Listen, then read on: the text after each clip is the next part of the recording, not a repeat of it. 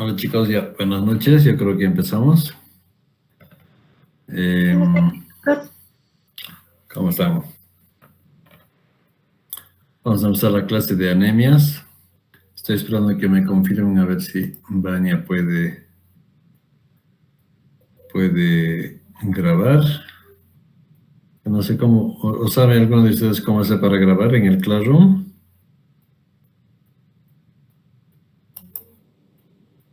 Doctor, estamos grabando igual la clase. ¿Ah, ¿Se la sí? puedo pasar? Ajá. Ah, no, ya, es para que la suban después a la, a la plataforma. Es para eso. Grábala entonces.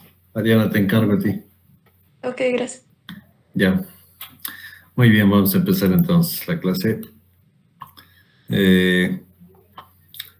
Es clase de anemia. Espérame un cachito, vamos a poner aquí.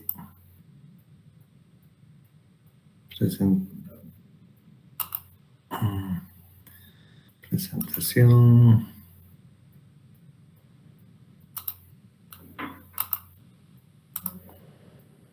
Ok.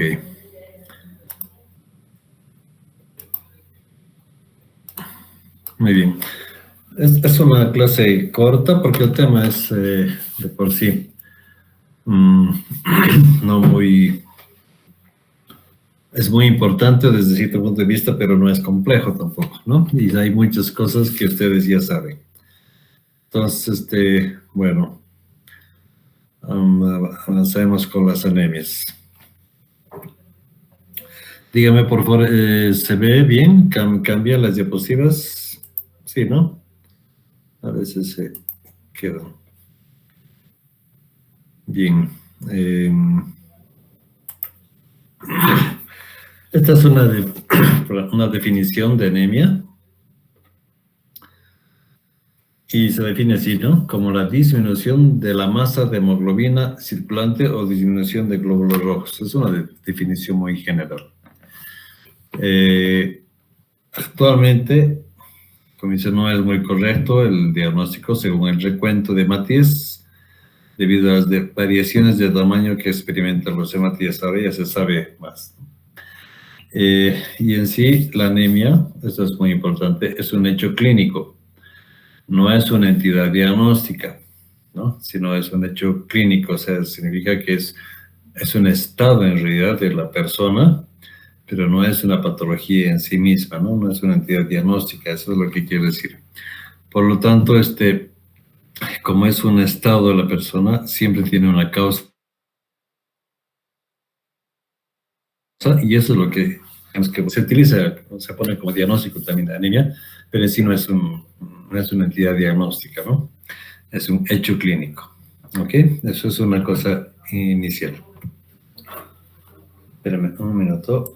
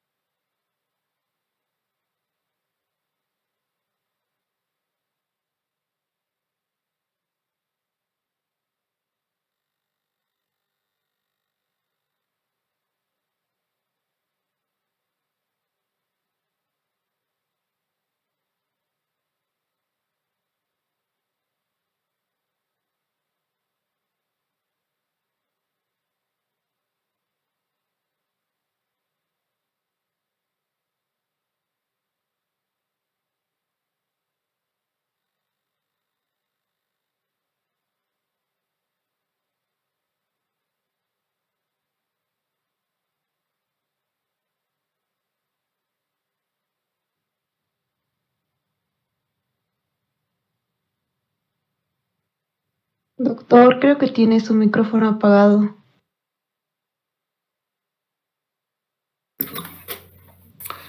Perdón, ahora sí. Gracias.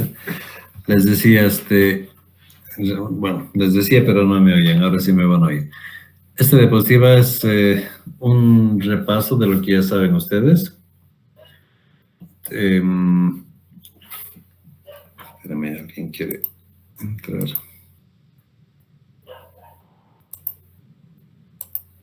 Creo que ya se repitió. Esa es una diapositiva, les decía, que muestra toda la serie de células sanguíneas. Aquí a la izquierda es la que nos interesa ahora, hablar de lo que son los glóbulos rojos. Y a este otro lado, bueno, están megacariocitos y plaquetas, eosinófilos, basófilos, neutrófilos, monocitos y linfocitos T.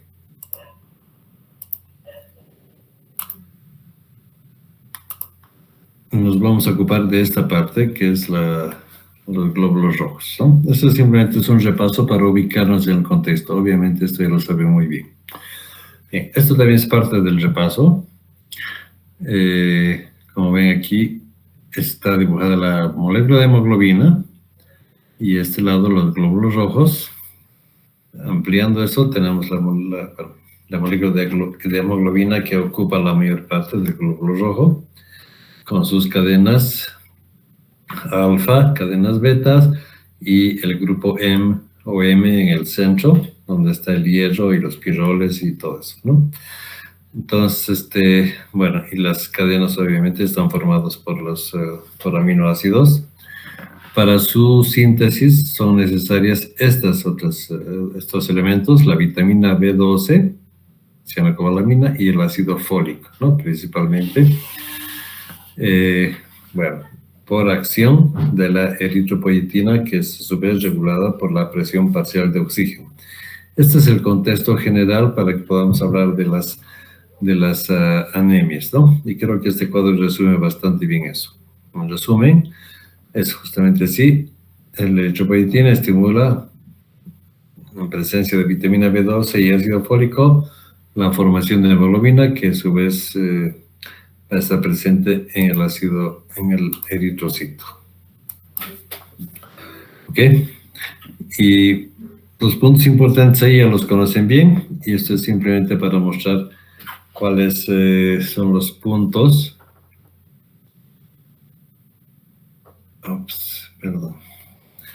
¿Cuáles son los puntos donde puede haber alteración?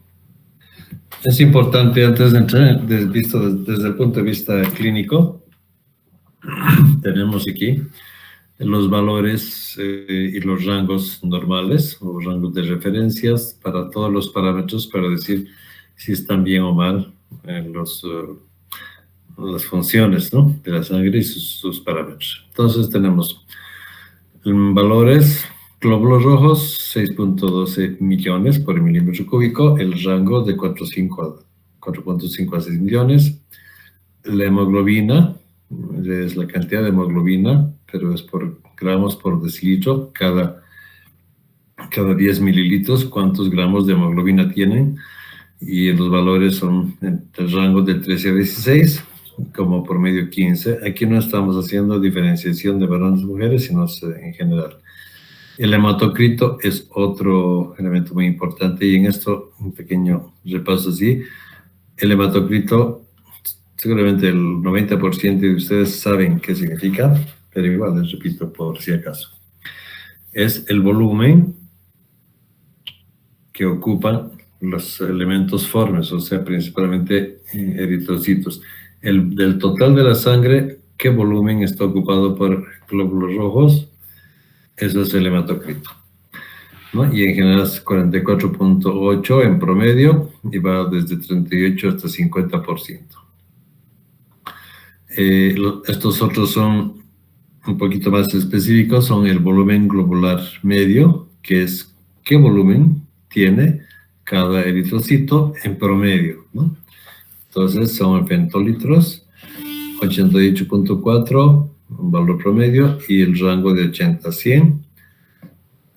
Otro valor importante es la hemoglobina globular media, que es en picogramos, o sea, qué cantidad de hemoglobina hay en cada uno de los eritrocitos, ¿no? Eso es lo que nos está reflejando esto.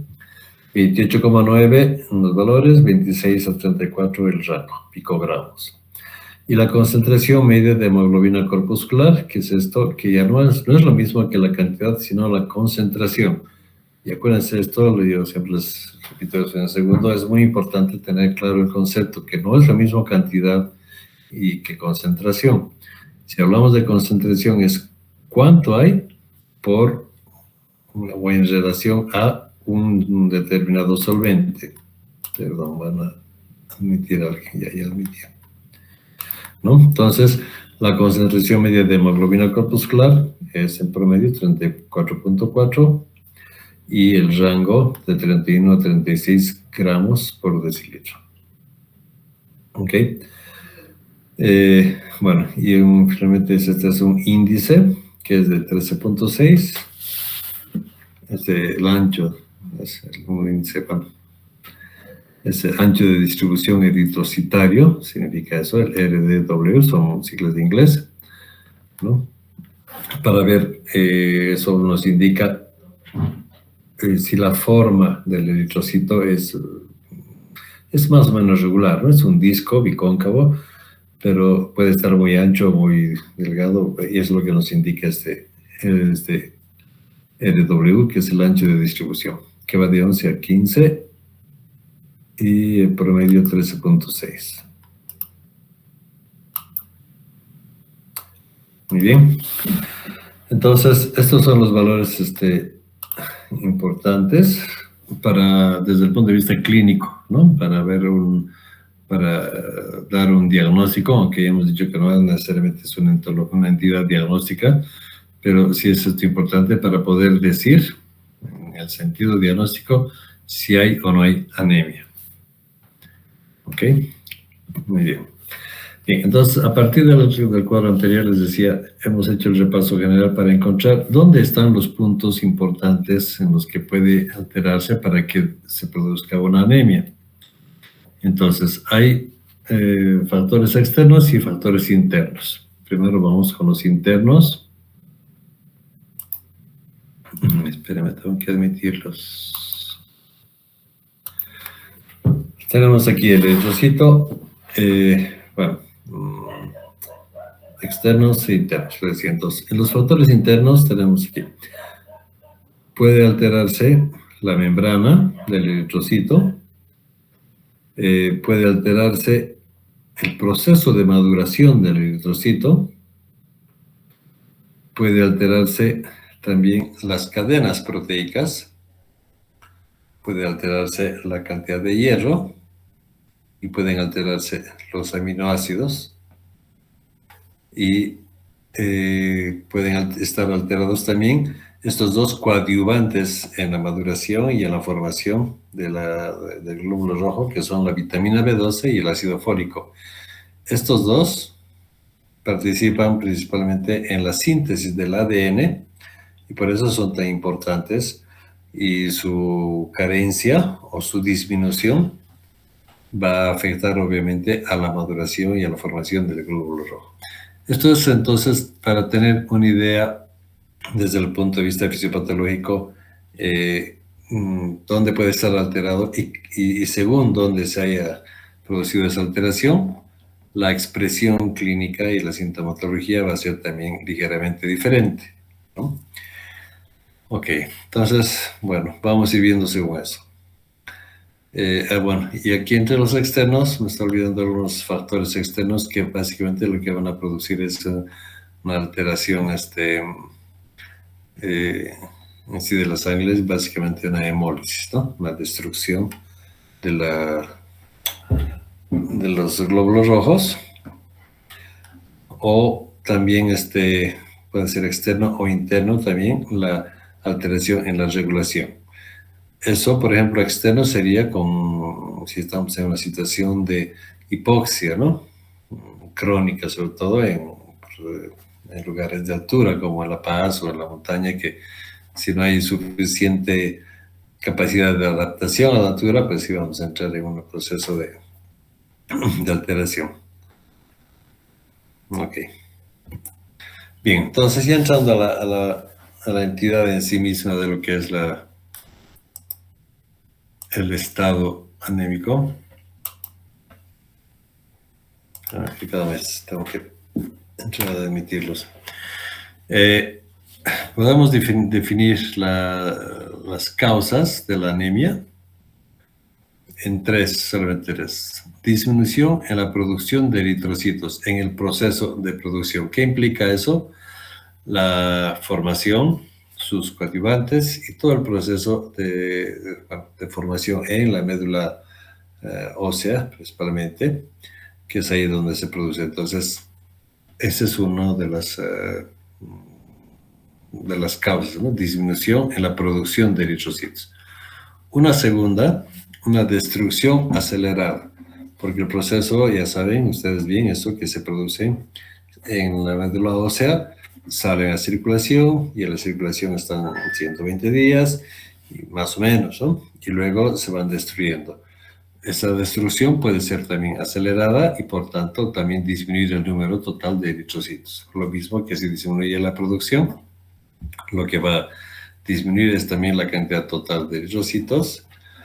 Y entraríamos entonces en lo que es la definición de la anemia que hemos dicho al principio, que es la disminución de la cantidad de glóbulos rojos y la cantidad de hemoglobina. Y la tercera causa es la pérdida total, una pérdida de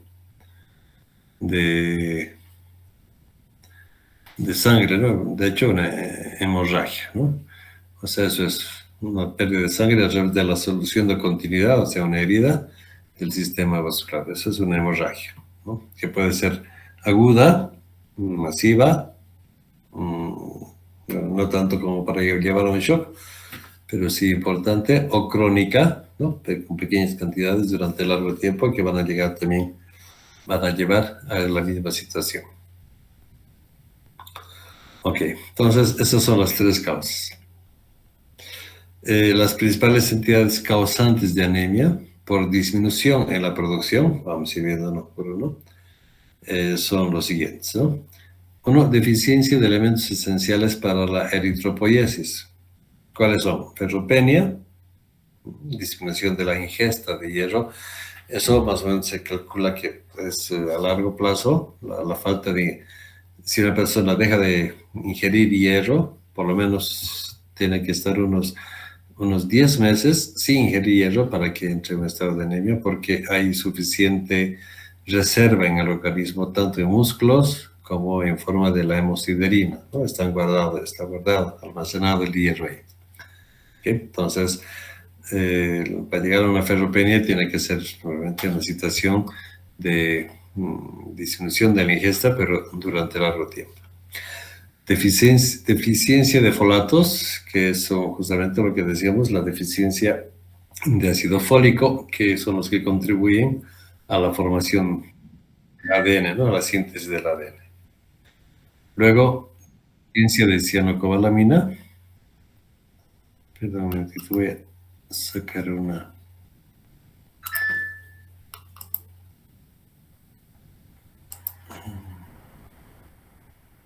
Ya.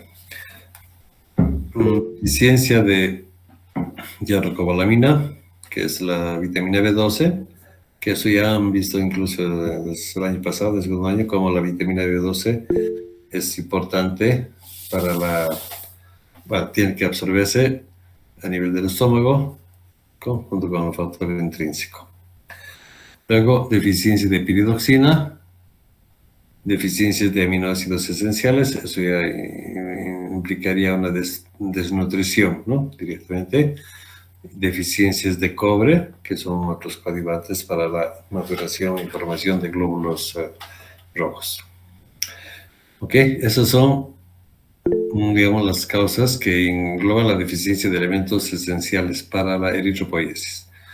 Puede haber también lesiones intrínsecas del sistema hematopoietíco, o sea que el sistema donde se está produciendo el eritrocito esté alterado, ¿no? Entonces, eso puede ser una aplasia o hipoplasia medular, principalmente, o transformación neoplásica de elementos propios de la médula ósea, como por ejemplo las dismielopiesis, leucemias, linfomas, mielomas. Toda esa alteración de la serie blanca puede afectar también a la serie roja, o la misma serie roja estar alterada, ¿no? Eso es una transformación neoplásica de los elementos propios de la formación de glóbulos rojos. Luego, puede haber una infiltración en la médula por células extramedulares, una mieloptisis, ¿no? Con cáncer o es una metástasis que puede estar invadiendo la médula ósea y también llevar a la destrucción de las células madre y de todo el proceso. Puede haber también disminución de la eritropoiesis por patología sistémica, por otras causas, ¿no? Que no son necesariamente las inherentes a lo que es la médula ósea, por ejemplo, una uremia, hipotiroidismo, hipopituitarismo, hipogonadismo, hiperadrenalismo o inflamación crónica o en hipoxia crónica también nos va a llevar a una disminución de la eritropoiesis, ¿no? Por patología sistémica. ¿Ok? Esas son las causas en general. Vamos a ir viendo. Doctor, Sí. buenas noches, perdón por la interrupción. Sí. Una preguntita. ¿La deficiencia de cobalto también puede provocar anemia? De cobalto no. No hay en ningún momento, o sea, no es un elemento esencial. El cobalto, ni siquiera sé si es un elemento así de tan importante. De zinc, sí, eso sí, la expansión de zinc y selenio, sí. Una disminución de zinc y selenio a largo plazo, sí. Pero el cobalto como cobalto, que yo sepa, no es un elemento que esté en el proceso de maduración o necesario para que se forme. Entonces, a no ser que se recién se haya descubierto y es algo así realmente nuevo, pero que yo sepa, no. ¿Dónde lo has leído? Gracias. No, leí que puede ser una deficiencia su causa porque es un elemento importante para la formación de la vitamina B12. Para la formación de la vitamina B12. Sí. Bueno, pero normalmente la vitamina B12 la ingerimos. Entonces, tal vez en animales que forman su propia vitamina B12 es posible. No, tendría Vale, que gracias. investigar un poco más. Ok. Está bien, gracias. Bien, seguiremos entonces. Ahora, la anemia, por la más común es esta, la ferropénica. Vamos a ver un poquito las causas, ¿no? Por la anemia por disminución en la producción de eritrocitos. La anemia ferropénica es la más común, está muy ligada a factores socioeconómicos bajos, principalmente, específicamente falta de nutrición o alimentación, ¿no? Suficiente. Bueno, entonces, no es la única, pero es principalmente la más frecuente. El estado nutricional de hierro de una persona depende del balance determinado por la interacción entre contenido en la dieta, biodisponibilidad, pérdidas y requerimientos por crecimiento. O sea, este es el concepto importante, ¿no? Uno ingiere hierro, ese hierro tiene que estar biodisponible y aparte, bueno, normalmente es 1 miligramo al día que se absorbe de hierro y se elimina, o sea que estamos en equilibrio, ¿no? Porque una persona normal. Pero sí, como les decía el otro, puede no haber ingesta, entonces, bueno, va a ser una disminución de hecho.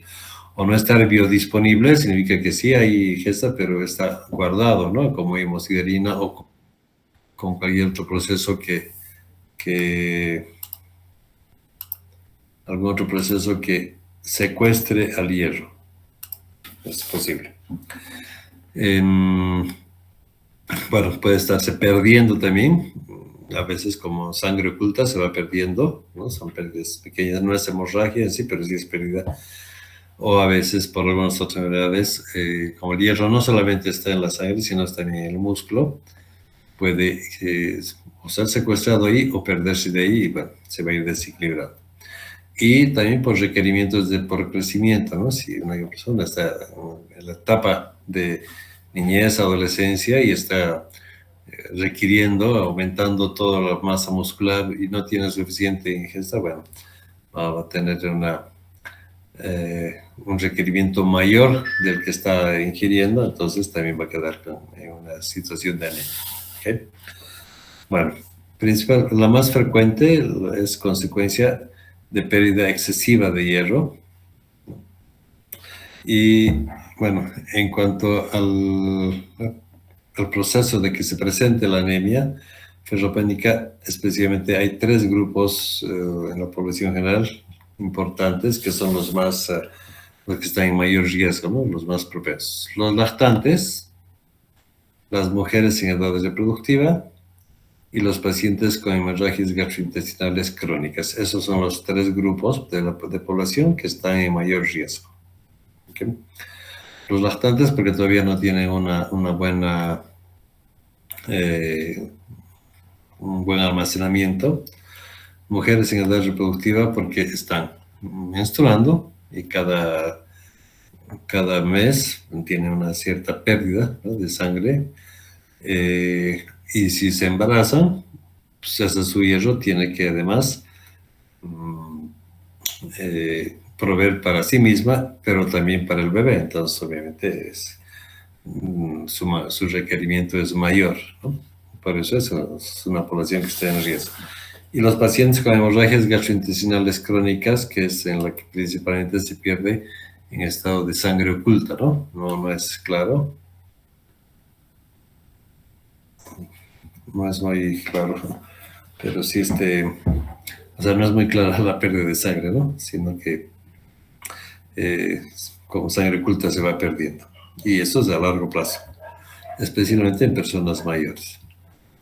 Bueno, cuando hay deficiencia de hierro, se compromete a otros sistemas enzimáticos, porque el hierro no solamente es parte de la sangre y el que le da el color a la sangre, sino también es un elemento, un cofactor para muchos otros procesos metabólicos. Entonces, puede afectar también a otros procesos, ¿no?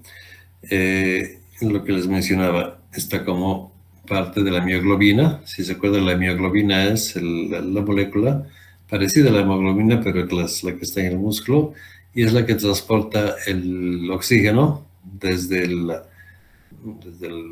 borde del músculo, digamos, de la célula muscular hasta el interior. Entonces, tiene la misma misión que esta otra hemoglobina, pero una distancia más corta, bueno, y diferente. Entonces, puede estar afectada también si es que no hay hierro suficiente, ¿no? También en otros procesos metabólicos, en los citocromos y las catalasas, los citocromos en las mitocondrias para la producción de energía. Y bueno, las catalasas en otros procesos. En el adulto, cuando se diagnostica anemia ferropénica, es sinónimo de hemorragia. Esto es importante, se los he puesto aquí porque ya un poco en la práctica clínica, si encuentran un adulto, o sea, de 30 años, 40, 50, 60, con anemia, lo más probable, si es que no hay una causa evidente por una herida o una desnutrición crónica severa, si es una persona, digamos, aún cuando sea de bajos recursos, pero, digamos, con suficiente alimentación y está con anemia, entonces lo más probable es que sea anemia causada por la pérdida de sangre como sangre oculta, ¿no? Es como sinónimo de hemorragia, pero no es una hemorragia así visible y inmediata, sino crónica. Bueno, en los niños de entre 6 y 12 meses, las reservas de hierro se agotan cerca de 4 meses, es lo que les decía, que no tienen un buen sistema de almacenamiento y se agotan rápidamente, por eso es una población que está en riesgo, ¿no? En adultos, en países subdesarrollados, el déficit en el aporte es habitual, pero está de más. Y en colectivos de ancianos, eso, o sea, en asilos, bueno, principalmente en asilos, ¿no? Es habitual que la dieta no sea equilibrada y no tengan los aportes suficientes de hierro, ¿no? Especialmente con poblaciones de adultos mayores cuando están en una situación socioeconómica mala, ¿no? Deficiente, con problemas económicos, o si tienen problemas de dentición, también, ¿no? En general son la población institucionalizada, o sea, la que está en asilos o están a veces internados principalmente asilos. Ok, algunas causas en general de anemias ferropénicas: menstruaciones, hemorragias digestivas, hemorroides, esofagitis por reflujo, úlcera péptica, neoplasias de estómago, colon, parasitosis intestinales, erosiones de la mucosa por AINES, erosiones de la mucosa por pólipos, enfermedad celíaca, varices esofágicas, colitis ulcerosa, hemodonación con mucha frecuencia. Bueno, eso casi no, eso está más controlado. Pérdidas sanguíneas para análisis durante la internación hospitalaria o la cirugía. Hemosiderosis, que es otra patología en la que se capta mucho hierro y se precipita el hierro, ¿no? Que puede causar hemorragias pulmonares crónicas en pacientes psiquiátricos con autolesiones, algunas enfermedades renales crónicas, diálisis habitual, parto y hemoglobinuria paroxística. Bueno, esta es especial. Si ustedes ven, la mayoría de estas son pérdida de sangre en pequeñas cantidades y generalmente que no se da cuenta, ¿no? Tal vez donde sí se dan cuenta es cuando hay menstruación abundante, pero bueno, es la única. Cuando uno hace el diagnóstico de anemia ferropénica, y para hacer un diagnóstico correcto, hay que demostrar que existe depresión de las reservas corporales de hierro. Eso significa hacer análisis no solo de glóbulos rojos y de hemoglobina, sino las reservas corporales. O sea, indagar y hacer un estudio laboratorial del hierro en el paciente, ¿no? A través de la titulación de ferritinas, bueno, principalmente. En la mayor parte de los casos de anemia ferropénica hay microcitosis e hipocromía, ¿no? La microcitosis, ¿se acuerdan? Los glóbulos rojos van a ser pequeños, y la hipocromía se refiere a que tiene hemoglobina disminuida. En este caso se diagnostica por si tuvieran la concentración de hemoglobina corpuscular media y el volumen corpuscular medio, ambos tendrían que estar disminuidos, y eso nos da el diagnóstico de anemia microcítica e hipocrónica, ¿no? Poca hemoglobina y de tamaño pequeño.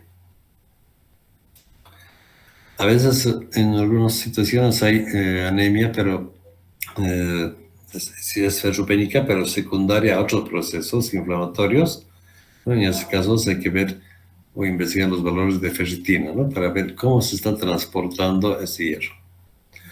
Bueno, hay que introducirse un poco más en el proceso del metabolismo del hierro, que es de la absorción. Se absorbe del intestino solo 1 miligramo por día, y de ahí es transportado por la apoferritina. Luego la apoferritina transporta hasta médula ósea o al hígado.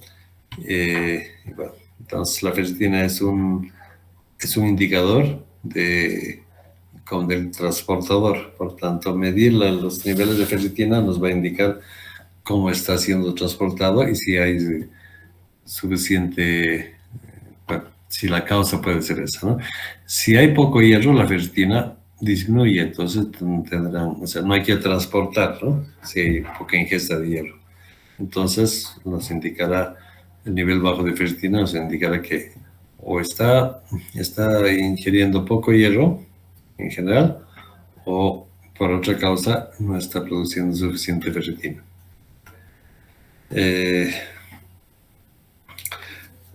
Entonces, la compensación para que haya para hacer un diagnóstico de anemia ferropénica, como compensación de la disminución de la ingesta de hierro, la ferritina va a aumentar porque tiene que captar más hierro, ¿no? Eso es lo más correcto. Entonces, por eso en las anemias ferropénicas, la ferritina va a estar elevada hasta que las reservas se hayan restaurado, ¿no? O sea, una persona que está con sus reservas y no está ingiriendo hierro y entra en una anemia ferropénica, va a gastar muchas de esas de sus reservas y como compensación se va a aumentar la producción de ferritina. Por tanto, está el indicador, más bien, de que hay ferropénica es un aumento en la concentración de ferritina en sangre, simplemente. Ok. Algunos factores que modifican la absorción de hierro que pueden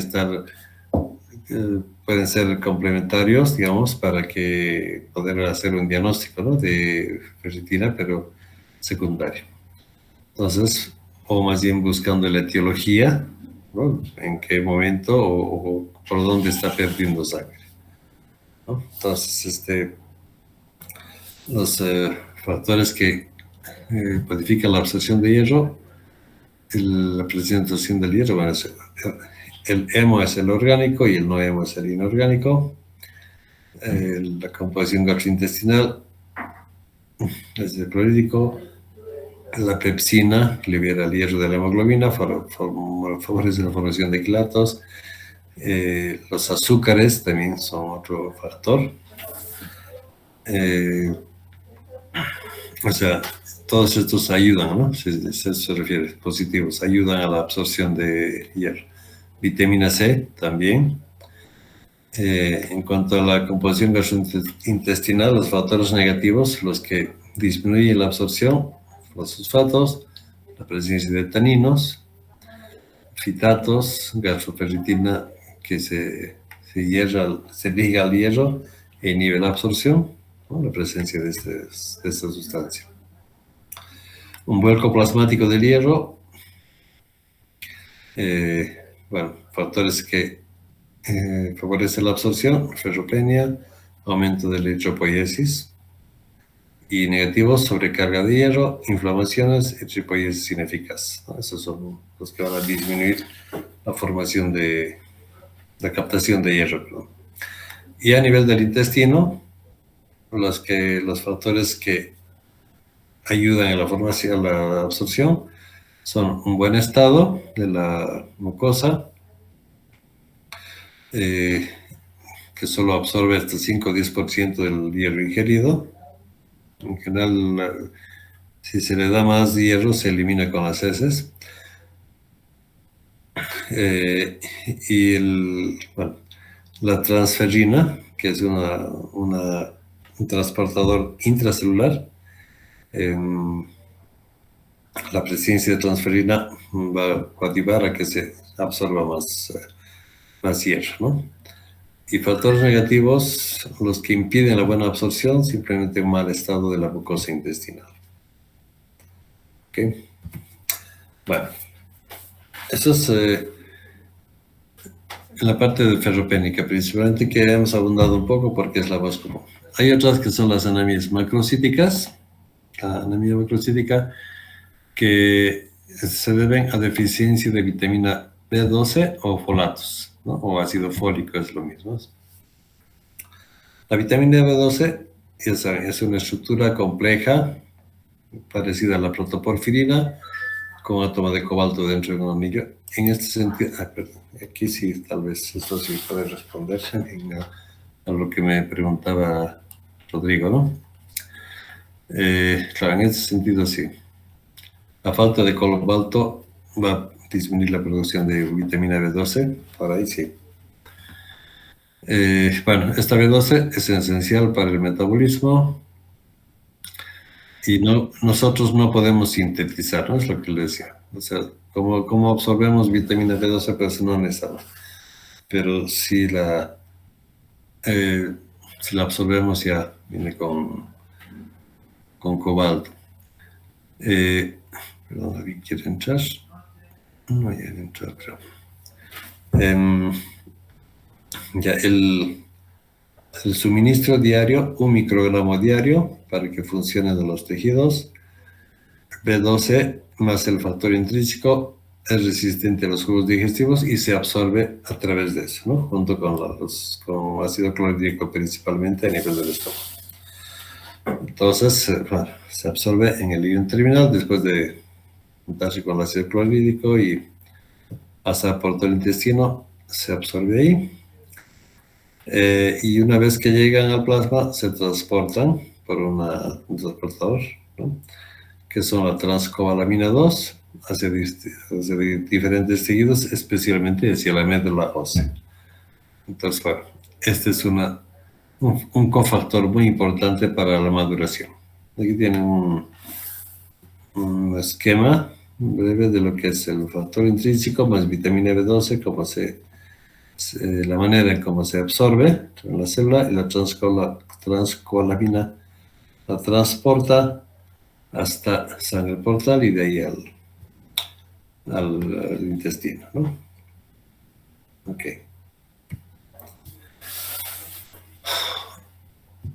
Otra anemia que afecta directamente a la producción es la anemia plástica, la que llaman la pancitopenia, que es básicamente un trastorno de todas las células madres pluripotenciales, ¿no? Se reduce la producción en las 3 líneas celulares, o sea, la médula ósea deja de funcionar prácticamente, y las 3 líneas celulares se refieren a la eritropoiesis, a la de glóbulos blancos, ¿no?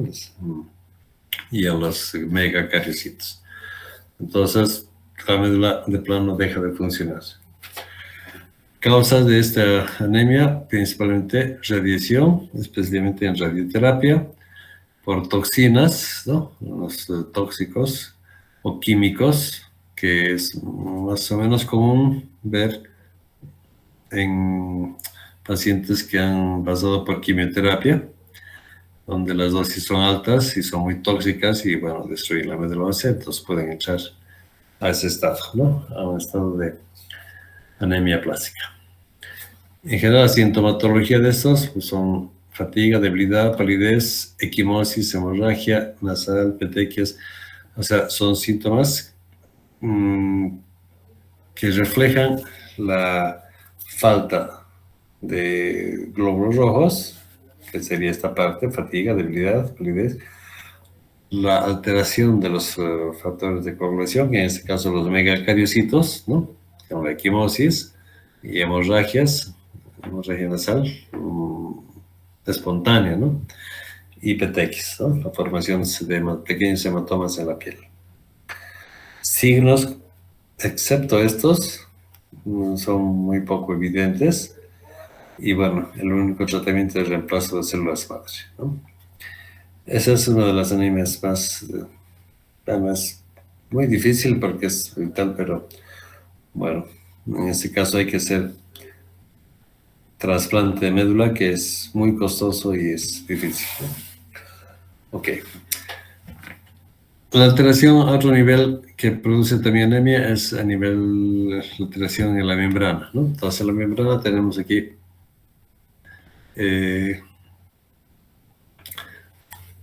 pueden ser por defectos congénitos, como por ejemplo la esferocitosis hereditaria, elipsocitosis congénita, acantocitosis. Esas son alteraciones congénitas donde hay una alteración de algún gen que no está permitiendo o la falta de alguna enzima, ¿no? Por la alteración genética, para que se produzca una célula normal.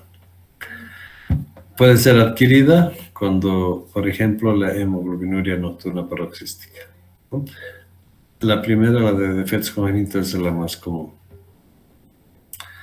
De las hemolíticas hay dos, ¿no? Anomalías de la estructura de las cadenas de hemoglobina, que son las hemoglobinopatías, y defectos en la producción cuantitativa de los polipéptidos, ¿no? Que es la talasemia.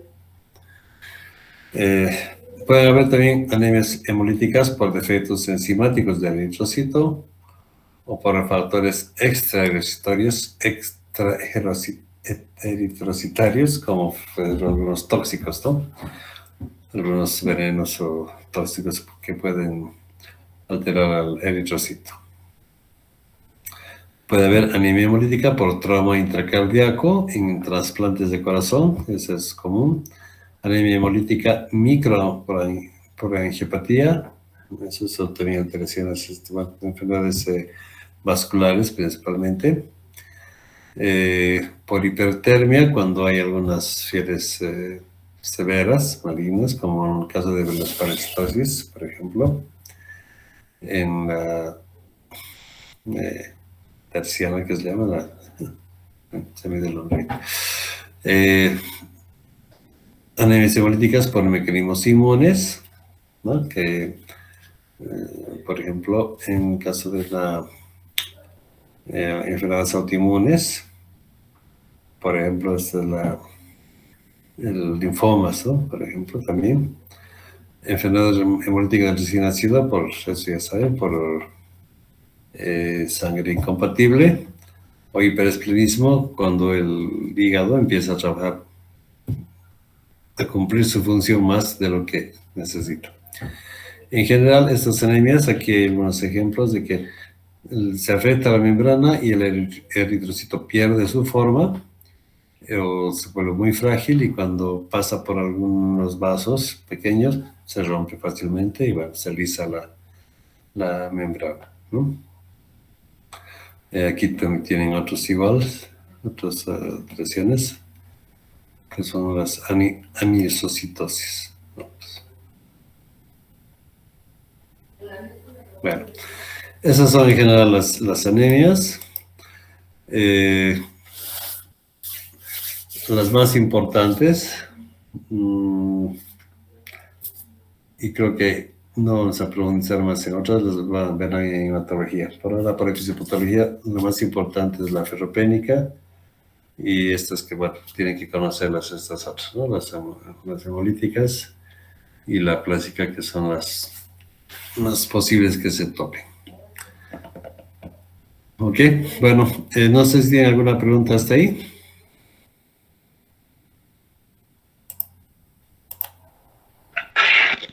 Sí, doctor.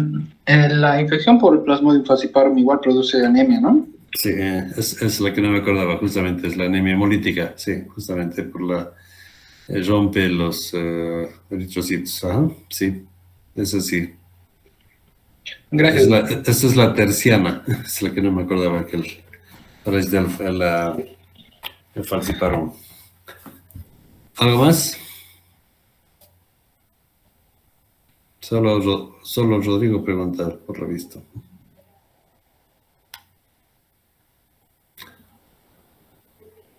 Doctor, Bueno, dime. sin exámenes, ¿cómo podemos diferenciar, digamos, una leucemia de una anemia aplásica? No, clínicamente pues hay mucha diferencia. No, la aplasia te va a dar palidez, todos los signos de la anemia, más los otros signos, sobre todo el de la coagulación, ¿no? Una leucemia, pues no te va a dar alteraciones en la coagulación. Más bien es más común que te dé infiltrados, ¿no? Comúnmente en las encías, o sea, se hinchan las encías, se vuelven así rojas, reinflamadas, infiltradas. Esos son signos bastante diferentes. La clínica es bastante diferente en eso. O sea, es difícil confundir una anemia con leucemia. Normalmente los leucémicos no tienen anemia, ¿no? Bueno, con la plásica, dices tú ahora, con la plásica, igual. Los mecanismos son, en la leucemia es un exceso en la producción de glóbulos blancos, en la anemia más bien ausencia total. Entonces, bueno, la clínica va a ser bastante diferente. Sí, lo decía por las petequias. Pero no, pues la petequia es solo un signo, ¿no? O sea, no hay más. Las petequias son uno de los signos, si quieres. Pero cuando quieres hacer una diferenciación, si hay petequias, principalmente te orienta más a una alteración en la coagulación. Entonces, quieres hacer una prueba, digamos, sin tener una prueba laboratorial, bueno, puede ser una pequeña herida y tú vas a ver ahí tiempo de sangrado y le mides, ¿no? Cuando sangra. Alguien que esté con leucemia no va a tener un sangrado largo, va a coagular. En cambio, si es una anemia plástica, pues sí, vas a tener un largo tiempo de sangrado, ¿no? Pero eso es teóricamente, o sea, no, difícil que se haga eso. No sería ético además hacer eso porque estás influyendo al paciente. A no ser que sea muy importante realmente diagnosticar en ese momento para ver si tu tratamiento, qué le vas a hacer. Pero actualmente pues no, tienes ya laboratorios de todo tipo, ¿no? Así que no hay no hay necesidad de hacer ese tipo de cosas. Gracias, doctor. Ok. Bueno, creo que ya me he tardado más de lo que debía. Es una cosa corta. Si no hay más preguntas, bueno, gracias, Rodrigo. Y el resto también ya nos veremos, pues.